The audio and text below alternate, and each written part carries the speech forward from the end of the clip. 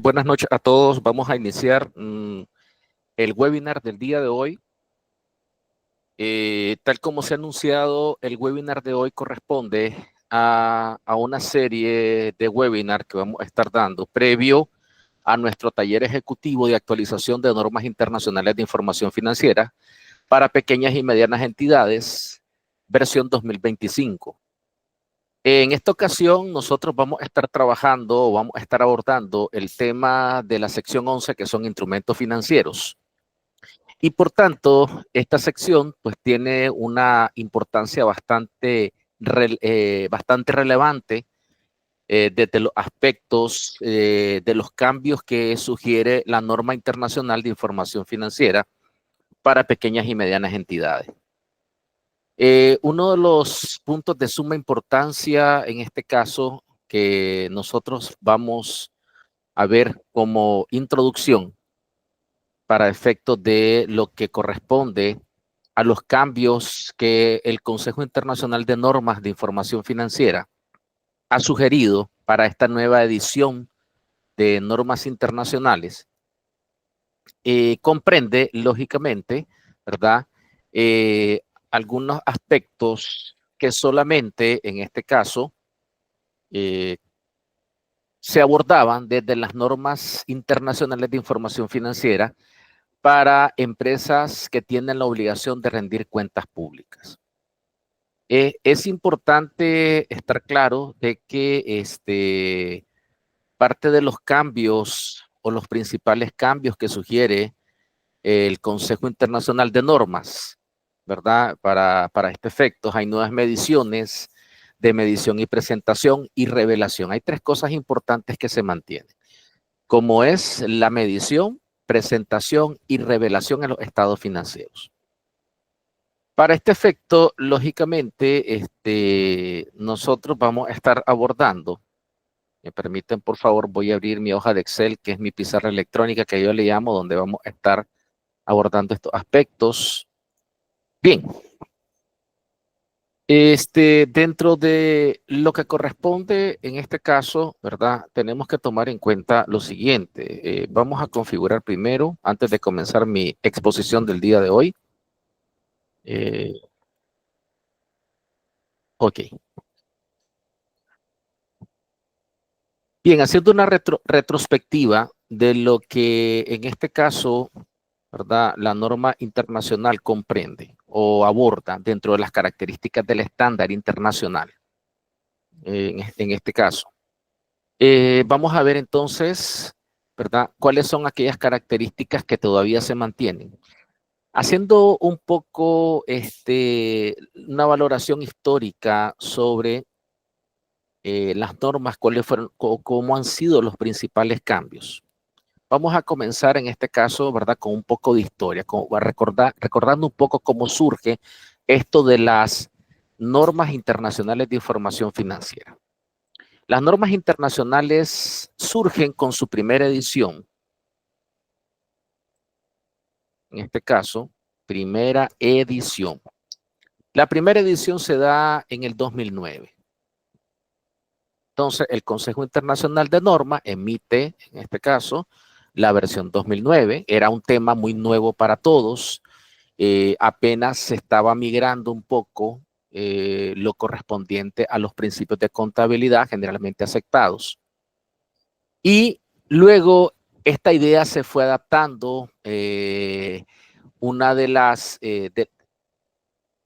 recomendaciones que el IASB, en este caso, dio a los países que adoptaron estas normas, ¿verdad? Porque digo los países porque en el caso de Estados Unidos propiamente, pues existen los principios de contabilidad generalmente aceptados o US GAAP, como nosotros los conocemos. Para efectos de México, pues existen sus propias normas, que son las NIF, no las NIF, en este caso, ¿verdad? Y las NIF, como tal, en México, pues se acoplan o adoptan algunas parametrizaciones que tienen las normas internacionales de información financiera. Cuando surge la primera edición, el Consejo Internacional de Normas no tardó en hacer una revisión, en analizar, en solicitar en este caso ¿verdad? A los comités evaluadores cómo estaba la acogida en este caso, cómo interpretaban, cómo se aplicaba esto de las normas. Recordemos que esto era algo nuevo y entonces para nosotros en ese momento, en el 2009, hablar de temas como costos aplazados, ventas aplazadas, medición inicial, medición posterior, reconocimiento del costo amortizado, tasa de interés implícita, tasa de interés en este caso explícita, o hablar temas que vinieron ya surgiendo a través de la primera revisión, como es el costo o esfuerzo desproporcionado. Entonces, luego entonces surge, ¿verdad?, la primera revisión, y la primera revisión se da exactamente 6 años después, y esto se da en el año 2015. También hubieron otras interpretaciones alternas que entraron en vigor a partir del año 2017. Hubo algunos cambios importantes que se dieron. Entonces, cuando ya comenzamos a ver, en este caso, temas como costo de esfuerzo desproporcionados, activos aptos, instrumentos financieros complejos o otros instrumentos financieros, entonces ya como que la cosa o el tema se vino tornando un poco más atractivo.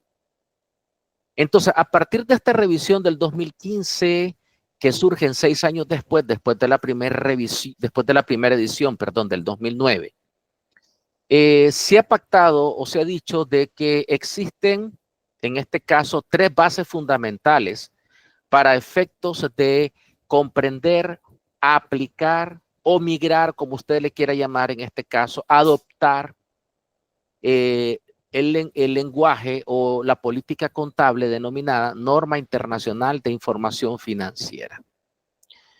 Debemos de tomar en cuenta que las normas internacionales de información financiera tienen 2 propósitos principales. Primero, el propósito de ser una norma contable a través de la cual las empresas tengan una base de una política sólida para la toma de decisiones. Estamos hablando los usuarios internos y los usuarios externos. Luego, después de esto, ¿verdad?, la norma como tal también permite la interpretación para la toma de decisiones sobre la base financiera. Por eso es que nosotros debemos comprender qué nos quiere decir el nombre Normas Internacionales de Información Financiera. Es una norma internacional de uso general, internacional, y a la misma vez es una política a través de la cual se adopta a cualquier tipo de empresa, es un lenguaje universal, permite la transparencia, la comparabilidad indistintamente del tipo de negocio, del tipo de unidad económica en este caso. Entonces, en este sentido, ¿verdad?, hay 3 parámetros importantes, porque podemos decir nosotros, bueno, ¿cómo interpretamos la norma? ¿O cómo debemos de interpretar la norma? ¿O cómo nosotros podemos entender estos términos que pueden parecer complejos al momento en que nosotros vamos a aplicar? Podemos nosotros realizar partida doble allá por el año 2009 o cuando comenzó en el 2009, 6 años después, 2015, aún en la entrada de vigor 2017, 2 años después. Y aún ahorita, en esta reciente entrega de normas para pymes, ¿verdad?, siempre está surgiendo la pregunta, ¿podemos aplicar partida doble? La partida doble es propia de los principios de contabilidad generalmente aceptados. Jamás la norma internacional ha dicho de que no se puede realizar partida doble. Todo lo contrario, ahora se habla inclusive, ¿verdad?, de algo que se llama partida triple, perdón, o sea, activo, pasivo, flujo de efectivo. Ok, en ese caso, que es importante en este sentido, hay 3 parámetros que usted como estudioso del tema de las normas, usted como debe haber aquí algún colega igual, en este caso, certificado, ¿verdad?, sobre el tema de normas. Entonces, una de las recomendaciones importantes es que la norma tiene 3 bases fundamentales. La primera base está enfocado sobre las matemáticas financieras. ¿Por qué sobre las matemáticas financieras? Bien, porque las matemáticas financieras le dice a usted cuánto ganó, cuánto perdió. Luego está sobre la base de las finanzas, en este caso generales. ¿Y qué son las finanzas generales? Estamos hablando de análisis, en este caso de rentabilidad, análisis o niveles de endeudamiento, capacidad, en este caso, de poder cubrir deudas sin tomar en cuenta los activos, en este caso, los activos de intercambio. ¿Y cuáles son aquellos activos de intercambio? El inventario. Y la tercera base importante son las finanzas corporativas. Y entonces aquí viene algo bastante interesante con respecto a esto. Cuando nosotros ya estamos hablando de finanzas corporativas, entonces ya estamos viendo nosotros de que las finanzas corporativas como tal, en este sentido,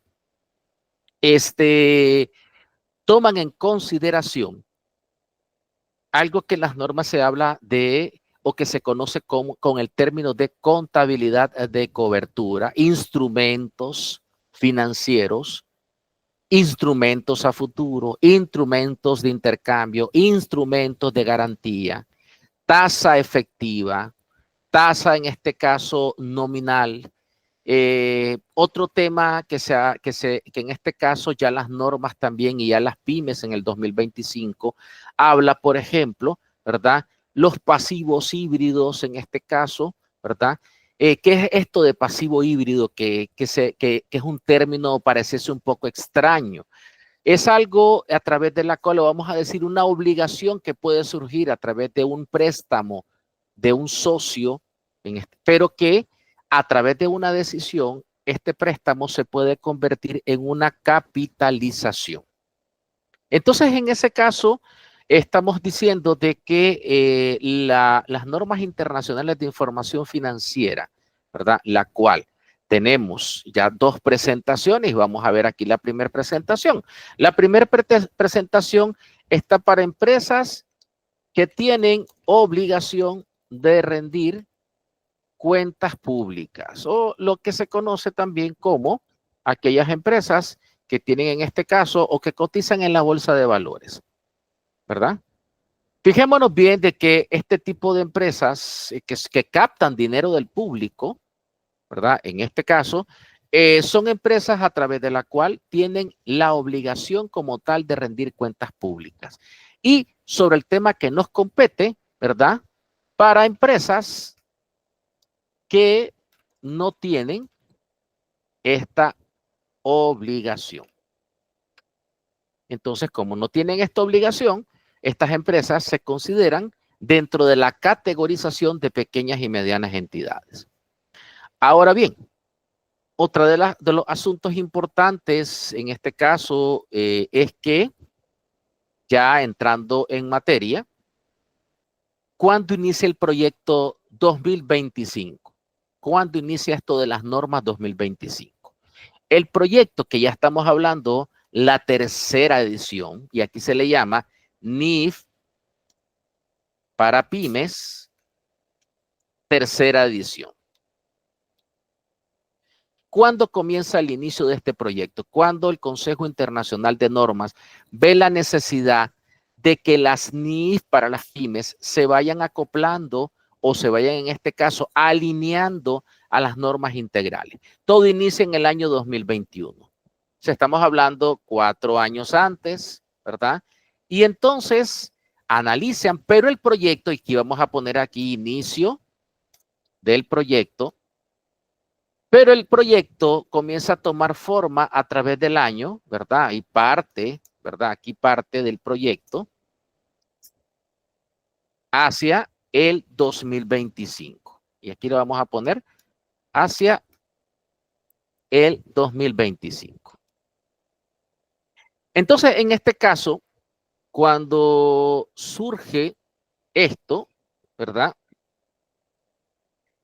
En primer lugar, una de las características, vamos viendo aquí características fundamentales de las NIF para pymes 2025. Vamos a ponerle 2025 o tercera edición.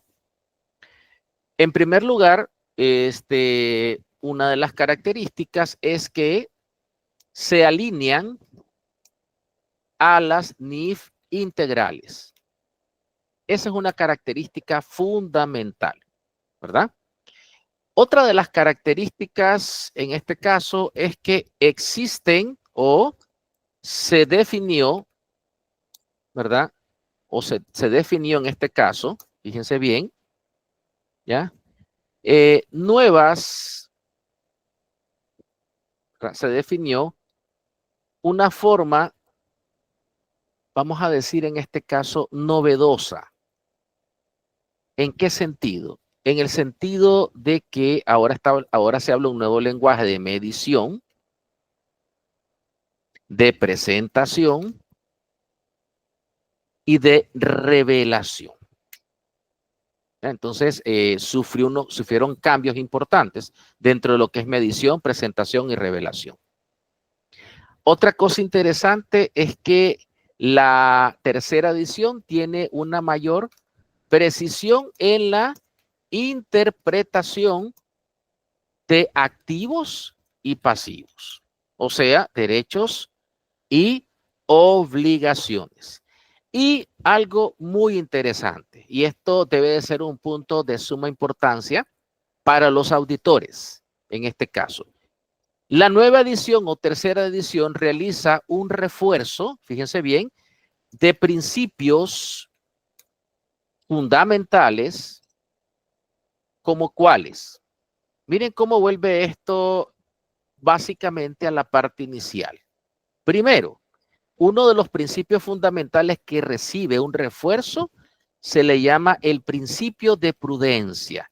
¿Y qué es esto del principio de prudencia? Este es un principio nuevo, no es un principio nuevo. El principio de prudencia ya se aplicaba desde lo que son los principios de contabilidad generalmente aceptados. Y es por eso de que muchos entendidos en la materia hablan de que las NIF se le pueden, o le llaman muchos entendidos en la materia, como opinión directa de ellos, los PCGA reformados. Entonces, ¿qué es el principio de prudencia? El principio de prudencia señala dos puntos de suma importancia en función de las utilidades y en función de las pérdidas. Primero, hay que ser prudente, ¿verdad? Para informar las ganancias. Y estas solamente se informan sí y solo sí cuando se conocen. Y las pérdidas cuando se realizan. ¿Qué significa esto? Usted no puede decretar ganancias si usted no la conoce, si usted no ha obtenido la ganancia, pero tampoco puede decir que ha perdido cuando en realidad no se han realizado o no se han materializado, ya poniendo un poco el término de auditoría, no se han materializado y se desconoce el impacto patrimonial que tienen los estados financieros. Otro punto muy importante está en función de la administración. Otro asunto también muy importante, que se reforzó la incertidumbre a propósito de temas de auditoría de riesgo y de incertidumbre.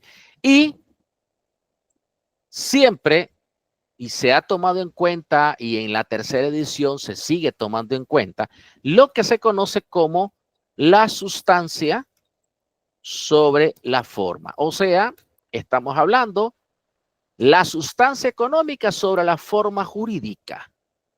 Correcto. Entonces ahora este impacto es importante porque estas mejoras proporcionan mayor claridad en la aplicación de los principios contables y esto a la misma vez, fíjense qué interesante esto, reduce el riesgo de interpretación y mejora la calidad de la información financiera.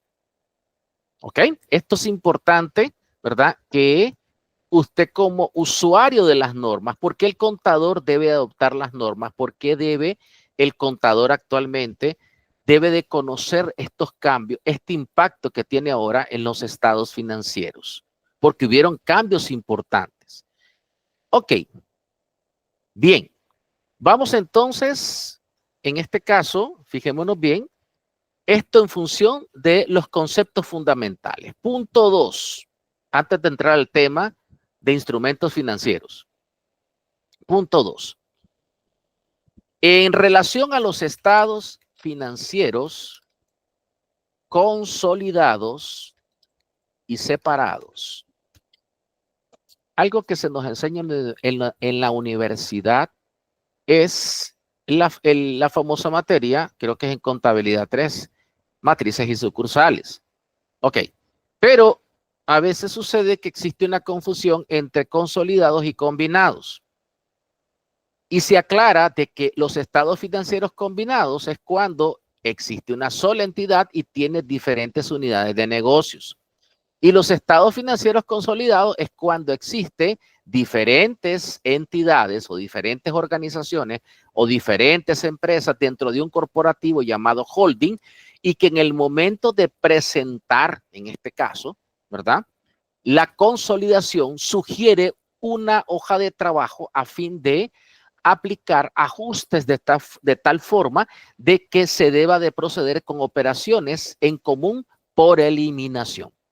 Entonces, esto es importante aclararlo con respecto a los estados financieros consolidados y separados. Ahora bien, ¿cuáles son los dos tipos de estados financieros que la norma internacional sugiere o digiere o interpreta? Precisamente el estado financiero consolidado y el estado financiero separado. Escucha bien, estimado colega, no estoy hablando del conjunto completo de estados financieros. Estoy hablando los dos tipos de estados financieros que las normas internacionales, en el caso de la tercera edición de las NIIF para las pymes 2025, ha aplicado cambios importantes. ¿Cuáles son estos cambios importantes? Primero, se actualizó, fíjense bien, se actualizó la definición de control.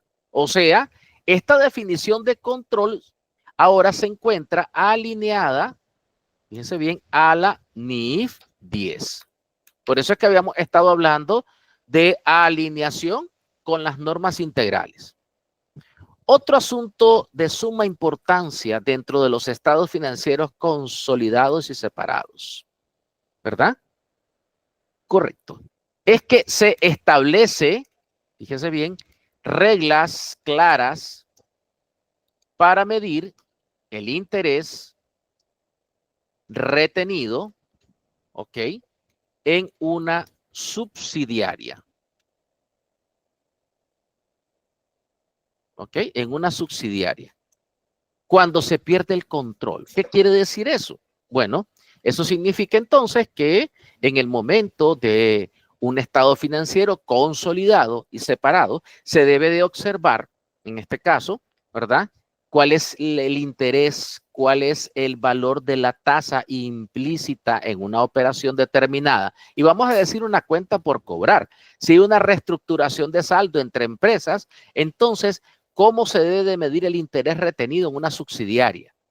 ¿Y qué pasa cuando se pierde el control? Cuando ya no tiene o cuando ya no ejerce, en este caso, decisiones importantes de participación dentro de lo que corresponde una subsidiaria sobre una matriz. Ahora, en este sentido, hay una cosa bastante importante, ¿verdad? O un tema bastante importante que sugiere la tercera edición, y es que el impacto en las pymes sugiere revisar las estructuras de consolidación y evaluar el control sobre sus subsidiarias sobre la base de nuevos criterios. Bien, ahora vamos entonces entrando como tercer punto, los instrumentos financieros, que es el tema que nos compete el día de hoy. ¿Qué pasa con los instrumentos financieros? ¿Ok? ¿Cómo se le llamaba en este caso? Y vamos a poner aquí segunda edición.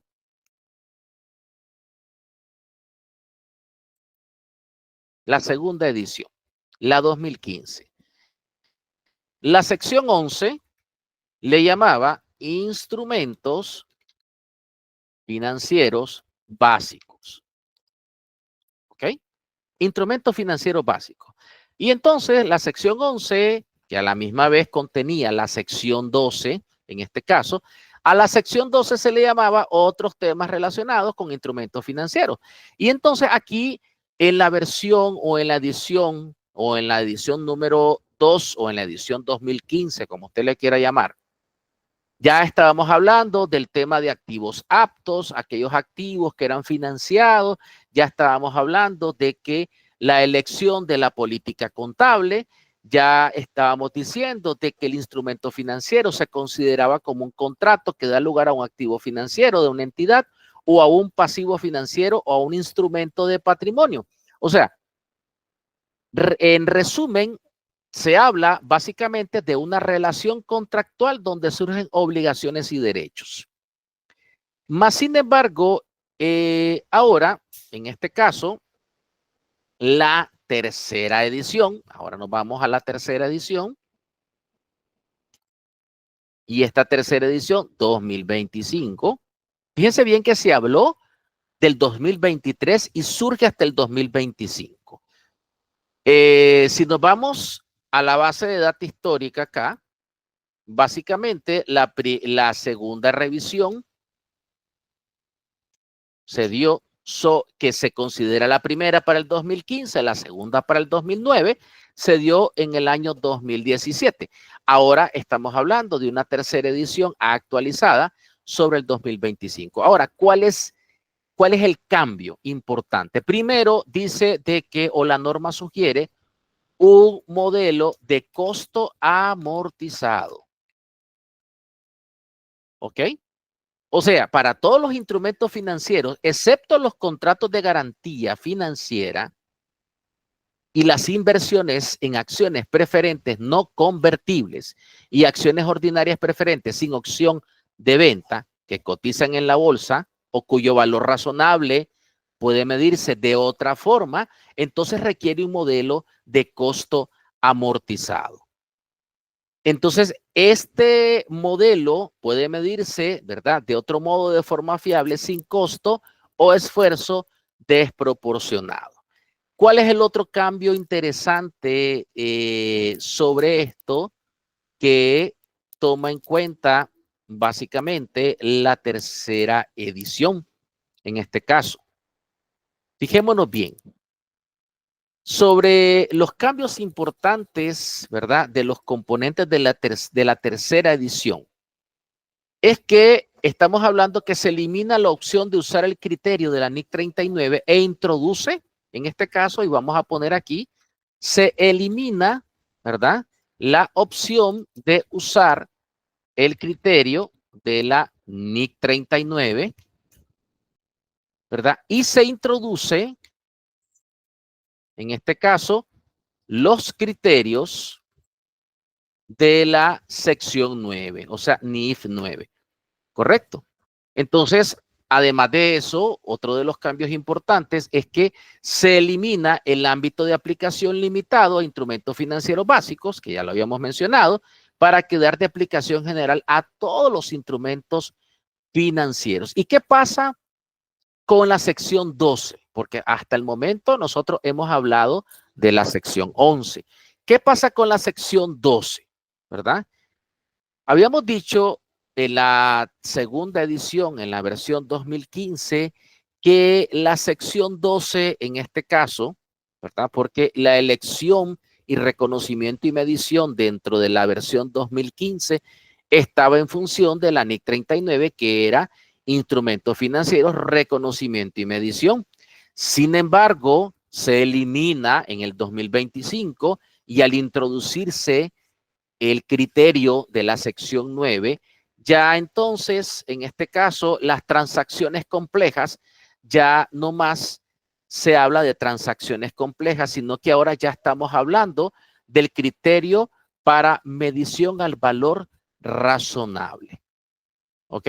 El criterio de la medición al valor razonable, esto va a permitir, lógicamente, reconocer y en este caso procesar para toma de decisiones cuál es la posición en relación al mercado, en este caso del instrumento financiero. Ok, otra cosa importante en este caso de la tercera edición que es importante dentro de las modificaciones, ¿verdad? De que se adicione un principio suplementario para la clasificación de instrumento de deuda basado en características de flujos de efectivos contractuales. Hace poco en uno de los grupos que administro hablaba del contrato de comodato, ¿verdad? Y entonces es uno de los criterios, y se tomaba como ejemplo el contrato de comodato, que es uno de los criterios, en este caso, medido al valor razonable que señala el instrumento financiero de valor contractual. Y cuando estamos hablando del instrumento financiero de valor contractual, déjeme decirle que me estoy refiriendo a una relación basado en un contrato. Aquí entra en función también la alineación de la sección 15, en este caso de las normas full, que es contratos provenientes, en este caso, o ingresos provenientes de contratos con clientes. Ahora bien, otras actividades ordinarias, ¿verdad? Que es la actividad ordinaria que tiene mucha relación, ya la sección 23 de la versión 2025, también en este caso, y que tiene un impacto dentro de la sección 11, es en relación a proporcionar una guía para el reconocimiento de ingresos en contratos a largo plazo. Ok, otro de los asuntos bastante interesantes con respecto a esto de las normas, para ir entrando ya más en este criterio, ¿verdad? La clasificación y medición. Entonces, los instrumentos financieros que cumplen determinadas condiciones se miden al costo amortizado. Existe otra cosa muy importante, como es el siguiente tema. El siguiente tema que está dentro de la tercera edición se llama el desreconocimiento. ¿Y qué es el desreconocimiento? El desreconocimiento, ¿verdad? La nueva sección 11, instrumentos financieros, se fundamenta en un principio simple. ¿Y cuál es el principio simple? El principio simple es que yo dejo de reconocer sobre aquellos activos o aquel activo que se le da de baja. Entonces, si nosotros estamos hablando ya de cuentas por cobrar, ya se viene siendo un tema un poco más ya específico, en este caso, recordemos que no es lo mismo una cartera, ¿verdad? Por incumplimiento o una cartera a través de la cual se va a conocer un incumplimiento. Se establece un parámetro o una data para establecer un porcentaje aproximado de acuerdo al comportamiento de la cartera a una cartera, en este caso de clientes, que ya pasó a una pérdida total. Entonces, en ese sentido, ¿verdad? Ya está hablando que no se alinea con la baja de cuentas, pero que son complejos y se relacionan con transacciones de baja de cuenta en las pymes que no suelen participar. A eso se llama desreconocimiento. También otra cosa importante, otro tema importante dentro del alcance, ¿verdad? De lo que es la sección 11, ya para ir entrando al ejercicio que les traigo preparado. Estamos hablando que se aplicará a todos los instrumentos financieros que cumplen las condiciones. Por ejemplo, ¿qué condiciones? Excepto las inversiones en subsidiarias, ¿verdad? Excepto los instrumentos financieros que cumplen la definición de patrimonio, incluyendo el componente de patrimonio de instrumentos financieros compuestos emitidos por la entidad, arrendamientos, en este caso, lo que se aplica a la sección 20, y derechos y obligaciones, en este caso, de los planes de beneficios a empleados. Entonces, por tanto, en este sentido, ¿verdad? Hay un punto que juega un papel bastante importante, como es el fundamento de las conclusiones. El nuevo proyecto de 2025 ya entrado en vigencia, ya estamos hablando que comprende un total de 269 fundamentos de conclusiones, los que tienen el objetivo, fíjense bien, de exponer todo el proceso de desarrollo del proyecto de la norma para pymes y la aclaración sobre la finalidad de alinearlas con las normas integrales. Esto es importante porque en este sentido, ¿verdad? Estamos hablando de que las normas de valoración para efectos de activos financieros, en este caso, siempre comprenden tres criterios de reconocimiento. El reconocimiento probable de futuros beneficios económicos, el criterio de elementos que cumple con la respectiva definición y el criterio de costo o valor medido con fiabilidad. ¿Ok?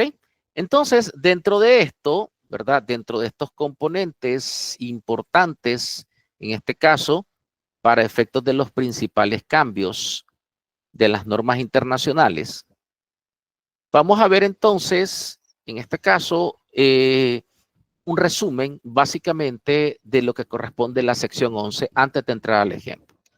Resumen, sección 11, tercera edición, año 2025. Ok. Primero, estamos hablando de que a partir de esta nueva o esta tercera edición existe una clasificación y medición de activos financieros en dos categorías. ¿Cuáles son estas dos categorías? Primero, costo amortizado y la siguiente categoría, valor razonable. Ok, vamos con el siguiente cambio importante. Ok, se realiza o se le da en este caso o ahora se va a tomar en cuenta para efectos de la sección 11 de instrumentos financieros la introducción de un modelo de pérdida esperada. O sea, que es el que nosotros vamos a estar viendo ahorita en un ejemplo. El modelo simplificado, por aclaración, es el simplificado de pérdida esperada o pérdida crediticia esperada. Otro tercer punto importante en este caso, ¿verdad? Se establecen reglas más claras sobre derivados y cobertura contable. Otro aspecto importante también, ¿verdad? En este caso es la consideración, ya de forma general, toda la tercera edición, que es lo que va a tomar en cuenta, la consideración del precio de los bienes que se producen con el activo para determinar, ¿ok?, si un activo tiene obsolescencia. Esto es bastante importante para efectos más de aquellos, ¿verdad? Resumen, sección 11 y la tercera edición, vamos a ponerle aquí. Y cambios en la tercera edición, 2025. Ok. Entonces, en este caso, fijémonos bien, ahora vamos a ir entrando en materia, ¿verdad? Vamos a ir entrando en materia y vamos a ir resolviendo un ejercicio. Primero, como parte de los cambios importantes que ya hemos mencionado y recapitulando un poco, ¿verdad? Hicimos una retrospectiva de la primera edición 2009, 6 años después salió la 2015, hubo una segunda revisión en 2017, en el 2021 se da el inicio del proyecto y el proyecto parte desde el 2022, se habló del 2023, que hubieron los posibles cambios, pero estaban recibiendo todavía sugerencias, ¿verdad? En este caso. Y el 2025 es el momento en que entra en vigencia la tercera edición. También hablamos de que siempre es importante tomar en cuenta tres bases importantes: la base de la matemática financiera, la base de las finanzas generales y la base de las finanzas corporativas. Estuvimos hablando también de las características principales, ¿verdad? Y dijimos que parte de las características principales es que estas se alinean con las normas integrales. Hay una forma novedosa, ¿verdad? Aunque no es un tema nuevo porque ya se había estado hablando en las otras ediciones, pero aquí se da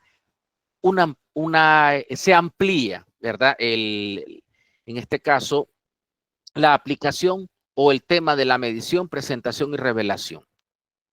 Luego estamos hablando una mayor precisión en la interpretación de activos y pasivos. Y se refuerza principios fundamentales como el principio de prudencia, que ya lo aclaramos, el principio de la administración para toma de decisiones, la incertidumbre y la sustancia sobre la forma. Luego entonces abordamos, ¿verdad? Lo referente al estado, a los estados financieros, en este caso consolidados y separados, ¿verdad? Consolidados y separados. Se actualizó la definición de control, está alineado en la norma internacional de información financiera, sección 10. Se establecen reglas claras para medir el interés retenido en una subsidiaria. Y luego entonces en de la segunda edición, ¿verdad? Que los instrumentos financieros se llamaban instrumentos financieros básicos. También se habló de que en la versión 2015, la sección 12, se hablaba de que esto se aplicaba sobre otros instrumentos financieros y transacciones más complejas. Ahora estamos hablando en la versión 2025, que está en función del valor razonable. Se sustituyó el modelo en este caso, con el modelo de costo amortizado. Se eliminó la opción de usar el criterio de la NIC 39 y se introduce el criterio de la norma internacional de información financiera, sección 9, que en su momento se le conocieron como las Big NIF o las grandes NIF o las NIF más complejas. Estamos hablando en su momento sección 9, sección 15 y sección 16. Hablamos del criterio de reconocimiento cuando se le da de baja a un activo, ¿verdad? Y ahora entramos a un resumen de la sección 11 y los cambios en la tercera edición. Ya estamos hablando costo amortizado, valor razonable, introducción de un modelo de pérdida esperada. Sobre aquí, nosotros, y aquí me permite, por favor, voy a insertar una forma. Sobre aquí, entonces, yo voy a comenzar el tema, ya la parte conclusiva de mi exposición, como es un ejemplo de pérdida esperada. En este caso, método simplificado. ¿Ok? Método simplificado. Bien. Hay un criterio determinante que a partir de esta tercera edición usted debe de tomar en cuenta. Este criterio se llama, fíjese bien, pauta crediticia. No estoy diciendo que es un criterio nuevo. No, no he dicho eso. Estoy diciendo que es un criterio ahora para las normas internacionales de información financiera para pequeñas y medianas entidades, versión 2025, que debe de tomarse en cuenta. Este se llama pausa crediticia. Fíjense bien. ¿Y por qué la pausa crediticia? Porque de aquí parte o de aquí va a partir el criterio del modelo de pérdida crediticia esperada o el modelo simplificado de pérdida crediticia esperada. Y entonces, ¿qué es la pauta crediticia? Bueno, se conoce como pauta crediticia, un conjunto de directrices que lógicamente este conjunto de directrices es establecido por una institución financiera, o en este caso por una entidad, para evaluar y otorgar. Estimados colegas, el tema de pérdida esperada no es un tema nuevo. Si bien es cierto, era un tema que en principio, ¿verdad?, tenía mucha relación con entidades crediticias, bancos, financieras, pero que también para el Consejo Internacional de Normas de Información Financiera fue un criterio determinante porque no solamente existe la pérdida crediticia o por medio de una pauta o políticas o directrices, también existe el término de pauta crediticia comercial. O sea, estamos hablando el criterio, en este caso, de las políticas de comercialización. ¿Ya? Entonces, en ese sentido, ¿verdad? Estas directrices establecen un análisis o un criterio experto en relación, ¿verdad? En relación a la data histórica del comportamiento de una cartera por recuperar, el dinero que no se recupera en el ciclo determinado. Y estamos hablando que los ciclos parten de 0 a 30, de 31 a 60, de 61 a 90, de 91 a 120, de 121 a 150, en este caso de 151 a 180 y de 180 a más. ¿Ok? Entonces, este es el criterio por el cual aquí tenemos nosotros, ¿verdad?, los diferentes rangos. Lo que en la sección 9 se le llamaban, en este caso, buckets o escenarios. ¿Ok? Buckets o escenarios. Entonces, para la sección 11 existe un primer término llamado el ratio de default. ¿Y qué es esto del ratio de default? ¿Verdad?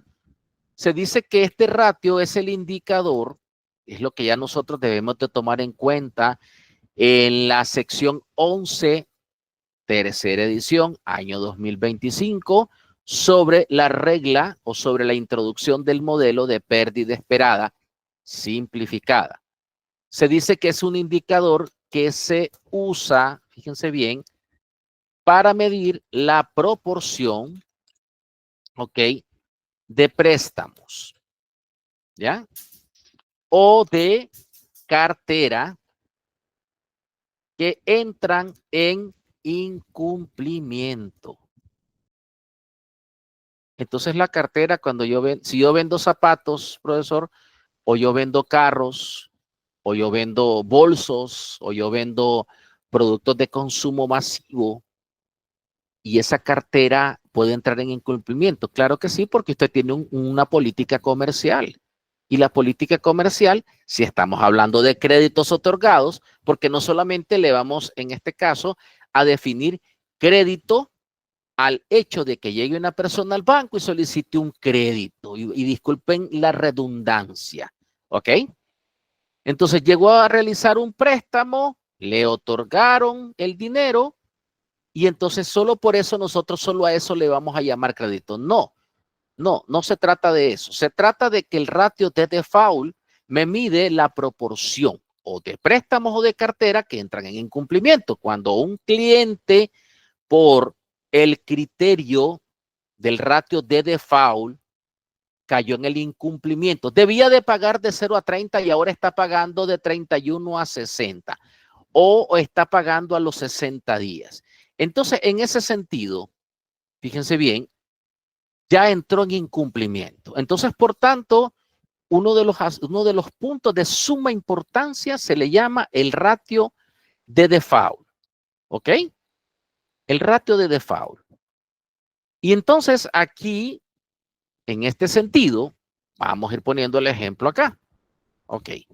Vamos a decir el ejemplo que la empresa X, en este caso, fíjense bien, la empresa X tiene un nivel de cartera, ¿ok? Tiene un nivel de cartera por recuperar,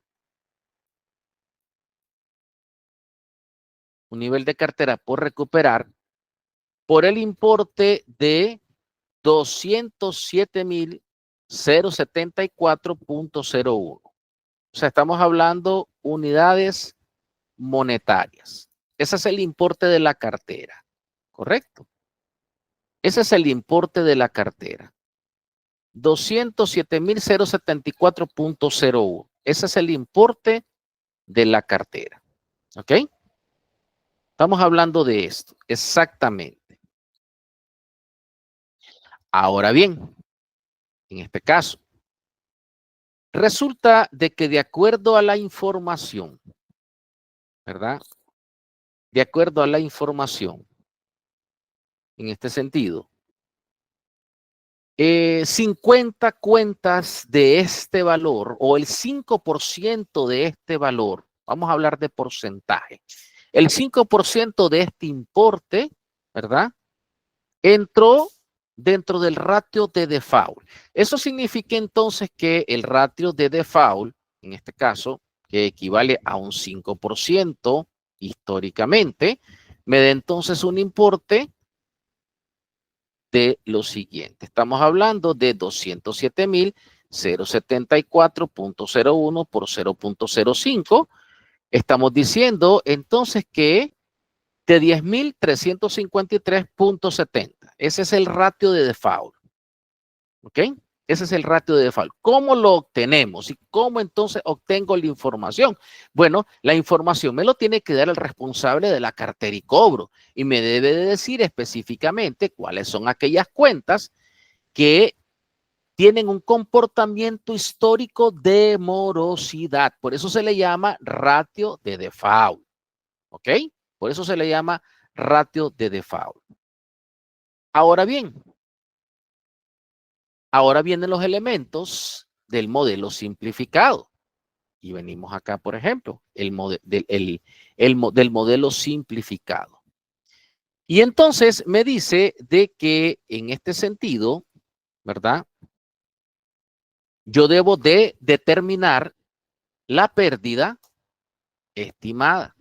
¿Cómo entonces yo obtengo la pérdida estimada? ¿Cómo entonces determino la pérdida estimada? ¿Qué es esto de la pérdida dado el default? O sea, dado el ratio que históricamente ha presentado o tiene el comportamiento de la cartera. O aquí estamos diciendo entonces de que se debe de estimar una proporción, ¿verdad? Se debe de estimar una proporción, fíjense bien, dentro de la probabilidad del default, que es muy probable que se perdería en caso de que ocurra un incumplimiento. Entonces, para esto, la pérdida esperada, en este caso que es importante, ¿verdad? Comprende la siguiente nomenclatura, ¿verdad? PD, que es la probabilidad de default, por, en este caso, LGD, que significa, en este caso, la pérdida dado el ratio de default o el ratio del comportamiento por la exposición o la cartera expuesta al momento del default. Dice aquí cantidad total de la deuda, en este caso, que es lo que sugiere ahora la sección 11, que está expuesta, en este caso, al riesgo al momento del incumplimiento. Y esto se conoce con la nomenclatura EAD. ¿Ok? Entonces, lo que estamos viendo aquí, estimados colegas, es, en este sentido, nuestra ecuación de pérdida esperada. Vamos entonces a lo siguiente. Ok. Significa entonces de que, en este caso, ¿verdad? Si tenemos un ratio de default, el que históricamente, ¿cuál sería la totalidad, en este caso, fijémonos bien, que podría llegar a considerarse como pérdida estimada? Eso significa entonces de que sobre la base de un 100%, estaríamos hablando un 95% en riesgo. Aclaro, no quiere decir con esto que el 95% de la cartera, porque usted me va a decir, profesor, si usted, yo considero el 95% de la cartera, entonces no cobre nada. No, yo no estoy diciendo eso. Una cosa es el riesgo de incertidumbre y otra es el ratio del default y otra es la pérdida estimada. Son tres cosas que parecen iguales, pero que tienen un propósito distinto. ¿Qué quiere decir eso? De que entonces, ¿verdad? El riesgo del total de la cartera. ¿Y por qué estoy hablando del riesgo del total de la cartera? Estimados colegas, cuando una empresa vende al crédito, la empresa entra en el riesgo de la no recuperación. Mientras no entra dinero a las cuentas de la empresa, ese dinero se encuentra en riesgo. Es por eso de que ahora estamos hablando, ¿verdad? De que esta versión 2025 y esta nueva modalidad de medir el instrumento financiero, dado la pérdida estimada o pérdida crediticia estimada, en este caso, ya estamos hablando básicamente de que se cumple con el criterio de la actividad de operación del estado de flujo de efectivo como una salida de efectivo. ¿Ok? Entonces, en este sentido, ¿qué significa esto? Ok, mi LGD, o en este caso, la cartera en exposición total, ya estaríamos diciendo el valor que tenemos aquí entre 207,074.01, o sea, es el 5% más 100%, que es el valor de la cartera, menos esta probabilidad, 95%. Bien, 95%. Ok. Vamos entonces ahora, quedémonos bien, en este caso, ¿ya? Vamos entonces ahora a medir en qué nos corresponde, ¿verdad? En qué nos corresponde el valor o la materialización del valor de la pérdida esperada. Ya tenemos los tres elementos y nos vamos aquí. Tenemos en este caso, ¿verdad? El ratio de default, que el ratio de default en este sentido, ¿verdad? Estamos hablando de la exposición al momento o la probabilidad al momento en que no se pague. Entonces, mi probabilidad es el 5%. Mi pérdida que fuera en este caso o la proporción de exposición que se perdería en caso que ocurra un incumplimiento, ¿ya? Entonces, la cartera en riesgo sobre la base de la incertidumbre o LGD, un 95%. Y la exposición al momento del default. O sea, estamos hablando EAD, que es la cartera, que anda por el orden de 207,074.01. ¿Ok? ¿Cuál sería entonces mi base de provisión sobre este valor? Ok, mi base de provisión sobre este valor estaría dado por lo siguiente. Y utilizamos aquí la función producto.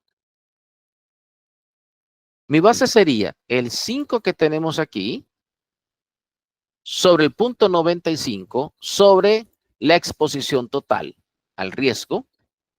Y entonces me dice de que en este caso estaríamos hablando por el método simplificado una pérdida esperada estimada en 9,386.02. ¿Qué sería esto? Mi pérdida esperada, y esto es lo que yo considero como una política contable. Ahora bien, ¿qué me dice entonces el criterio tributario fiscal o el criterio fiscal? El criterio fiscal habla de hasta un 2%. Significa de que si yo tengo 207,074.01 por ¿Y qué cartera entró en morosidad por 0.02? Estamos hablando de un valor de 4.141.48. O sea, la pérdida estimada fiscal. Y este sería la pérdida estimada, crediticia esperada, contable. Vamos entonces, estimados colegas, a contabilizar, ¿verdad? Entonces tenemos aquí cuentas contables, ¿ok? Cuentas contables y aquí tengo el debe y aquí tengo el haber, ¿ok? Solo me permiten, le voy a dar el formato correspondiente, ¿verdad? En este caso, el formato correspondiente, me permiten aquí, como dicen, darle su maquilladita para que se mire bonito. Y ya que tenemos el punto o el panorama, en este caso, venimos y contabilizamos. Si yo tengo mi pérdida esperada, eso significa entonces que yo tengo acá un gasto de explotación. ¿Cuál es el gasto de explotación? Profesor, ¿existe algún gasto de explotación? El gasto de ventas o el gasto de comercialización. Vamos a ponerle gasto de comercialización. ¿Ok? Gasto de comercialización. Dentro del gasto de comercialización yo tengo la estimación de pérdida esperada, método simplificado. Esto me dice que yo tengo acá de 9.836.02. Luego entonces tengo un criterio de reconocimiento. ¿Cuál es el criterio de reconocimiento? En este caso, el criterio de reconocimiento, en este sentido, debe estar en función del valor razonable. ¿Ok? ¿Qué significa esto del valor razonable? Si estamos hablando de 30 días, en este caso, yo entonces voy a establecer un criterio de valor razonable a una tasa de pérdida esperada, a un periodo, fíjense bien, 30 entre 360, ¿verdad? Este criterio entre 30 entre 360, en este caso, un valor final de 9.000 que tenemos aquí, de 835 y un tipo estimado. Pero permítame que aquí vamos a establecer en este sentido, ¿verdad? 0.05, ¿verdad? Entre, porque es el criterio entre 30, no, entre 360, como teníamos acá. ¿Ok? Entre 360 a este valor. Le damos aquí. Y entonces el criterio de reconocimiento, fíjense bien que no es mucha la diferencia, prácticamente es una unidad monetaria porque es, en este caso, 0.11 centavos, ¿verdad? Entonces eso significa de que yo no tengo aquí pues una pérdida significativa, ¿ok? Entonces, por tanto, al medirlo acá, básicamente es 9.836 redondeado con relación a esto. Entonces tenemos acá, ¿verdad? Estimación de pérdida esperada acumulada por un valor de 9.836.02. Lo que nosotros le llamábamos en este caso estimación de incobrabilidad. Ahora, bajo el criterio de la norma, estamos diciendo la estimación de pérdida esperada por el método simplificado. Este es el primer paso, ¿ok? Estamos contabilizando. Este es el primer paso que tenemos por acá. Siguiente paso importante. De acuerdo al criterio del impuesto sobre las ganancias y tomando en cuenta de que mi criterio sobre pérdida crediticia esperada, método simplificado, existe una diferencia entre la política establecida fiscal o del crédito fiscal, en este caso. Vamos entonces a hacer la siguiente evaluación. Evaluando política, política contable versus política fiscal. Debemos de tomar en cuenta que lo que nosotros estamos evaluando es un activo. ¿Ok? Como nosotros estamos evaluando un activo, en este caso, y resulta que la política contable o financiera es mayor que la política fiscal, de acuerdo al criterio del impuesto diferido, en este caso, ¿ok? De acuerdo a este criterio, significa de que la política financiera que anda por el importe de 9.836 y la política fiscal que anda por el importe de 4.141.48, que es lo que me va a reconocer, tiene una diferencia temporaria establecida de 5.694.54, dado, ¿verdad? O tomando en cuenta, en este caso, de que el criterio de la política fiscal, en este sentido, es mayor que el criterio, perdón, es menor que la política o el criterio de la política contable y estoy midiendo un activo, entonces, en este sentido, al tener esta diferencia temporaria, lógicamente, yo voy a tener un pasivo por impuesto diferido. ¿Ok? Política fiscal mayor que la política financiera, mayor que la política fiscal, midiendo un activo, pasivo por impuesto diferido. Política fiscal menor que la política financiera. Dicho de otra forma, midiendo un activo, ¿verdad? Menor, midiendo un activo, vamos a tener un pasivo por impuesto diferido. En todo caso, aquí tendríamos que evaluar un pasivo.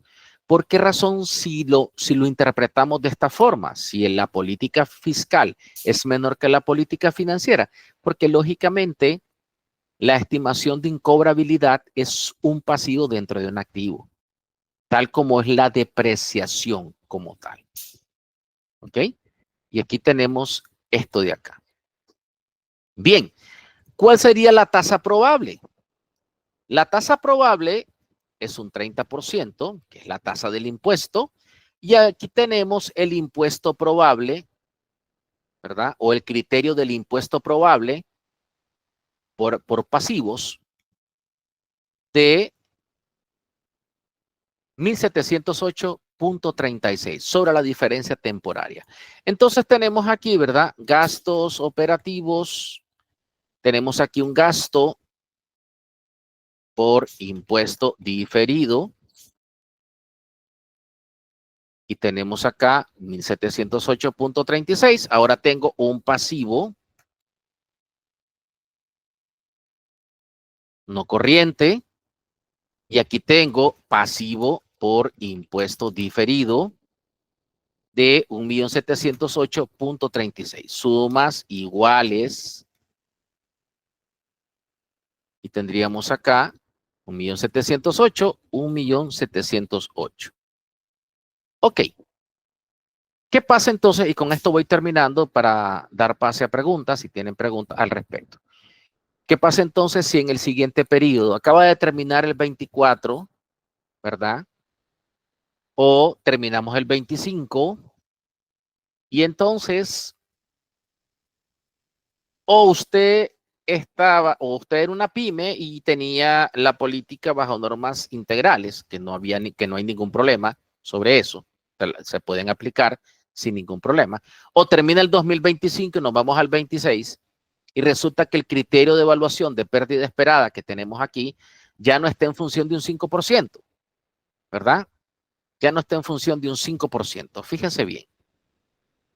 Y aquí lo tenemos. Ya no está en función de un 5%. Ahora está en función, ¿ok? De un 3%. Ya tendríamos acá, y vamos a poner esto por aquí. Ya entonces tendría una pérdida esperada mayor de 10.042. Ya estaríamos hablando de 1.770, una diferencia, porque aquí ya tendría una diferencia bastante importante. Y entonces hubiese una variación. Ahora bien, ¿Y qué pasa, profesor, si la pérdida esperada se reduce y resulta que el criterio fiscal es mayor que el criterio contable? ¿Debo de seguir determinando el método simplificado de pérdida esperada? Sí, debe de seguirlo aplicando. Lo único que en el momento de la medición del impuesto diferido ya no va a tener un pasivo, sino que va a tener un activo. Ojo con esto, va a tener un activo porque la política fiscal va a ser mayor que la política contable y entonces usted va a estar midiendo un activo y por tanto la regla dice que si la política tributaria es mayor que la política financiera, midiendo un activo, tenemos un activo por impuesto diferido. ¿Correcto? Bien, entonces estos son los puntos de suma importancia sobre la sección 11, ¿verdad? Los puntos de suma importancia de la sección 11. Aquí se cumplen básicamente por el método simplificado, aspectos importantes: créditos sin deterioro significativo, créditos con deterioro significativo y créditos en default. La provisión se calcula sobre una pérdida esperada simplificada. ¿Ok? Bien, con respecto a esto, vamos entonces, estimados colegas, a dejar de presentar. Dejo los micrófonos abiertos, comentarios, preguntas al respecto de lo que nosotros estamos evaluando. Recordemos una cosa importante también. Nosotros, tanto el colega Jimmy Zelaya como mi persona, somos contadores certificados por IKW en normas internacionales de información financiera para pequeñas y medianas entidades. Para Nicaragua, somos los partners para, en este caso, proporcionarle al profesional que desee certificarse, ¿verdad? Nosotros en este caso pues le damos el acompañamiento para efectos del examen de certificación. Ok, nosotros vamos a tener, ¿verdad? Academia Latinoamericana en conjunto con Estrategia de SG Consultores vamos a establecer en este caso o vamos a desarrollar un programa ejecutivo sobre la certificación, sobre los cambios importantes. Apenas nosotros hablamos, aquí se tocó solamente la sección 11 y de la sección 11 solamente tomamos el criterio de pérdida esperada. No hemos profundizado más que específicamente esto. O sea, algo importante como valor del dinero en el tiempo.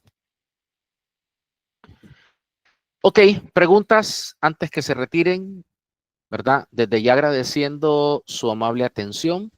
Preguntas, comentarios, dudas que tengan al respecto. Si no hay preguntas, yo asumo que estuvo claro el ejercicio, ¿verdad? Jonathan tiene la palabra. Sí, buenas noches, profesor. Mire, Buenas hacerle noches. una consulta. Dígame. Mire que usted hizo, bueno, utilizó unas fórmulas ahí de Excel. Ahí Sí.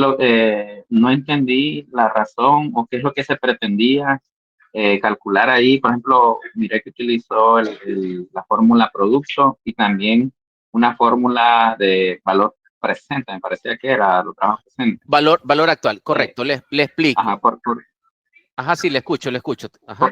¿Por qué es que se hizo eso? Ok, Esa parte no lo logré captar. ok. Utilicé la función producto para efectos de multiplicación porque se establecen dos criterios. La probabilidad de default sobre el ratio de default, ¿verdad? La probabilidad o la base de la cartera en exposición. Y luego tenemos el porcentaje histórico o sobre la base de la cartera para determinar cómo o cuantificar, mejor dicho, para nuestro criterio y para esta política de método simplificado, a cuánto correspondería el importe de la incobrabilidad. Se lo voy a poner así. Yo tengo 100,000 o 100 millones o 100,000 córdobas de cuentas por cobrar. 100,000 córdobas de cuentas por cobrar. La cartera ¿verdad? Estoy hablando de la cartera de recuperación, porque estoy hablando de pérdida crediticia. La cartera históricamente ha presentado atrasos, ¿verdad? Atrasos de un 7%. ¿Y ese 7% de dónde lo saco? Bueno, el total de la cartera entre los ciclos del efectivo no percibido. ¿Qué es el efectivo no percibido? Bien, y vamos a compartir nuevamente la pantalla para terminar de contestarle. ¿Qué es el efectivo no percibido? Aquí, por efectos de tiempo, el ejercicio lo dice de esta forma. Pero bien, vamos aquí. Si hay una cuenta por cobrar, ¿de dónde surge la cuenta por cobrar? La cuenta por cobrar surge de una venta al crédito. Vamos a decir que la cuenta por cobrar es de 1,000, ¿correcto? Vamos a decir que es de 1,000. ¿En qué ciclo entra esta cuenta por cobrar? De 0 a 30. Ese es el ciclo. Bien, vamos a decir cuenta por cobrar 1. Entramos a la cuenta por cobrar 2. Y la cuenta por cobrar 2 es de 900. Entonces, bien, vamos a decir aquí pagos. ¿Ok? Me pagan, de estos 1,000, me pagan 300. ¿Cuánto tengo de efectivo no percibido? O sea, efectivo no recuperado. 700. Por tanto, estos 700 que tengo por acá, en este caso, más los 900 de la cuenta por cobrar 2 en el siguiente periodo, ya estamos hablando un indicador de 1,600. ¿Ok? Este está de 0 a 30 igual, porque es el siguiente periodo, pero este ya pasa de 0 a 30, pasaría de 31 a 60. ¿Ok? De 31 a 60. Vamos entonces a una cuenta por cobrar 3. Y ya esta cuenta por cobrar 3 es de 2,000. Entonces, el que me debía 900, ¿verdad? El que me debía 900 me pagó 200. Y el que me debía 700 de 31 a 60 me pagó 300. Entonces, tengo un total de pago de 600. Quiere decir que, ¿cómo queda el criterio? Ok, y vamos a poniéndolo acá.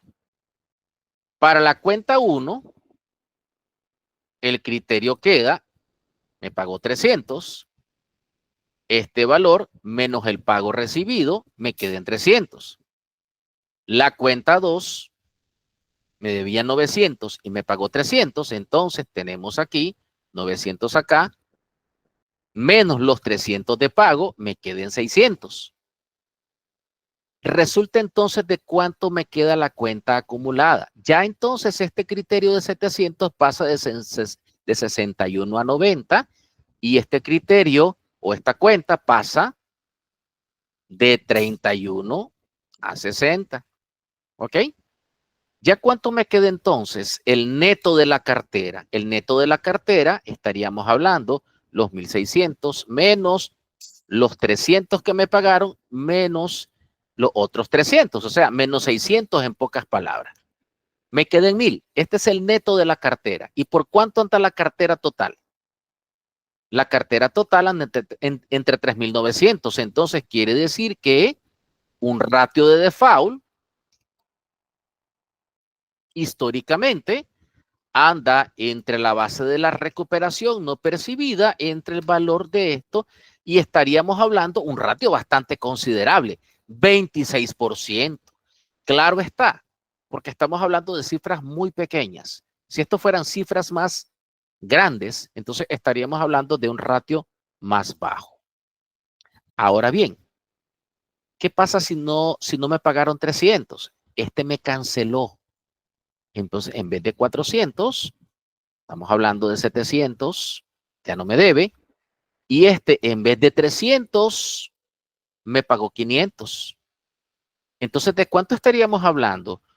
7 y 4, 11. Quiere decir entonces de que 1,600 menos 1,100 recuperado y estaríamos hablando de 500 el neto. Sobre la base del ratio, ¿de cuánto sería el ratio de default? 12.82. Hasta ahí no tengo ningún problema. Pero esta base significa un 100%, que es lo que hice por acá. Si usted se fija, 5%. Yo aquí tengo, bueno, puse 0.03. Voy a volverlo al valor que teníamos antes. Permítame, 0.05. Ok, para que queden 95. ¿Qué significa este 95? Ya lo decía, el valor de la probabilidad de exposición total de la cartera conociendo el ratio de default. Significa entonces que mi LGD, ¿cómo sería? Más 100% menos lo que tengo acá, un 87%. ¿Cuánto tengo la cartera? Ok, la cartera tengo, fíjense bien, el valor que tengo aquí de los 3.900, en este caso, menos los valores que tengo aquí de 500, 3.400. Entonces significa, fíjese bien, de que, ¿cómo sería mi estimación de pérdida esperada? Mi pérdida esperada sería, y aquí donde yo apliqué producto, que es la fórmula de Excel, o sea, la de multiplicar.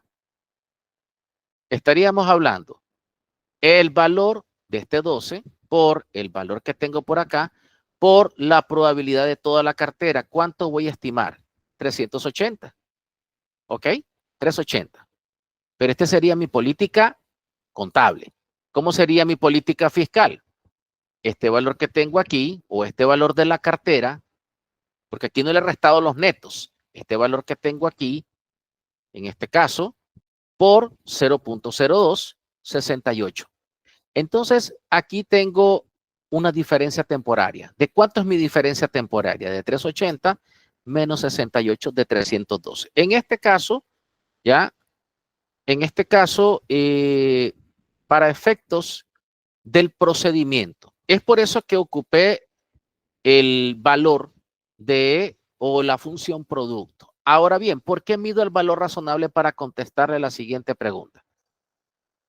El nuevo criterio de la tercera edición de la versión 2025 de las normas internacionales de información financiera para pequeñas y medianas entidades, o sea, sección 11, dice que va a tener dos criterios, ¿ya? Al costo amortizado y al valor razonable. Por tanto, ¿qué pasa con una cartera de crédito? ¿Qué sucede cuando usted compra una casa comercial, un televisor? ¿Cobran o no cobran intereses? Claro que cobran intereses. ¿Y esos intereses cómo se llaman? ¿Cómo se llaman? Tasas implícitas. ¿Y qué diferencia hay con la tasa que me cobra el sistema financiero? Ah, ok. Es que resulta que la tasa implícita forma parte del valor total de la transacción, mientras que el criterio de la tasa explícita o la tasa del sistema financiero no forma parte, sino que es calculada en base al valor del dinero en el tiempo. O sea, es a un criterio totalmente distinto. Correcto. Esa sería mi respuesta. Wilmer tiene la palabra. Gracias, profesor. Muy claro, gracias, le agradezco. Ok. William dice, igualmente se aplican para aplicación de préstamos. Sí, William, sí se aplica.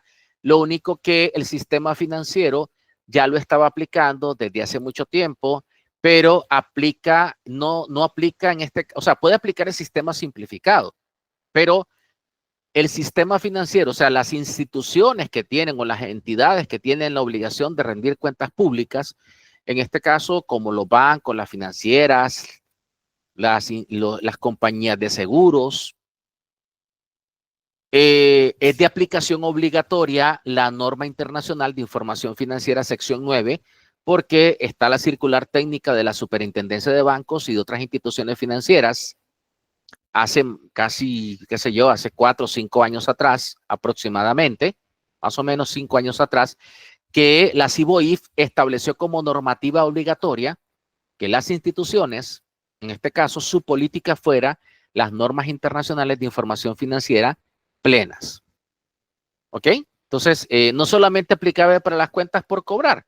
Bueno, de hecho, en este caso, lo que habla la sección 11 es de una relación contractual. Y recuerde, de que si estamos hablando de lo que se llamaba antes instrumentos financieros básicos y que ahora se llama instrumentos financieros, puede ser que haya un contrato a través a través de un leasing o un mutuo a través de un préstamo y por tanto, cuando en su momento nosotros hablamos de comodato, ¿y qué es un comodato? ¿Verdad? Es aquello que no se está percibiendo efectivo, pero que debe de medirse a valor razonable. ¿Y por qué debo de medirlo a valor razonable? ¿Qué es el comodato? Que es un término jurídico y no un término financiero. Eso significa de que yo tengo un contrato de regresar el activo sin pagar nada tal y como me lo entregaron. Pero ¿qué pasó en el tiempo de este comodato? ¿Qué sucedió en el tiempo en que yo no percibí, pero sí estuvo produciendo el activo? Posiblemente el activo sí fue utilizado. Bueno, al medir a valor razonable mis activos, yo voy a posiblemente a tener un deterioro. Ya entra en función propiedad, planta y equipo con otro criterio, ¿verdad? Muy distinto al criterio de medición de la sección 11. Entonces, ¿sí debo de medirlo a valor razonable? Claro, porque aunque yo no esté percibiendo, en este caso, un beneficio económico, experimento un deterioro. Entonces, esto es importante, los cambios, ¿verdad?, que tienen, en este caso, las normas para pymes 2025. Profesor, una consulta, una última consulta. Ok, dígame. ¿Cuál es el tipo de, porque cuando se calcula valor razonable o valor presente, Sí. utiliza un tipo de tasa? ¿Cuál es el parámetro o qué tipo de tasa tendría que ocupar? En el caso que puso el ejemplo ahí, ¿qué tasa fue la que ocupó? Ok, en el caso de que yo utilice aquí el ratio de Fowl, sale básicamente de un valor promedio, o sea, en resumen, agarrar el total de la cartera y ver cada uno de los ciclos qué porcentaje de incidencia tiene sobre el total de la cartera y luego puedo utilizar la metodología de la media porcentual o la media estadística porcentual para establecerle una tasa. Ahora bien, si la empresa ya tiene definido o el comportamiento que tiene como política, esto es importante y qué bien que usted me lo preguntó. Si yo tengo estimado como política, porque históricamente, ¿verdad? Cada uno de los escenarios me dice una tasa distinta y entonces históricamente, como estamos hablando de riesgo e incertidumbre, en la actualidad, para efectos de la sección 11, antes me decía de que yo tenía una estimación de 3, ahora tengo una estimación de 5. ¿Y sobre qué se hace esto? Bien, histórico de la cartera, capacidad de pago, en este caso, nivel de capacidad, en este caso de colocación de los productos. O sea, hay un sinnúmero de criterios, ¿ya? Puede ser que haya una baja en las entradas de efectivo y haya un incremento en las salidas de efectivo. Significa entonces de que vendo más al crédito que de contado. ¿Eso qué quiere decir? Quiere decir de que si incrementa mi salida de efectivo, mi riesgo incrementa. Por tanto, yo estoy, en este caso, o estoy facultado, ¿verdad? O como criterio, puedo establecer un ajuste al valor del deterioro o el ratio de default. ¿Qué es el ratio de default?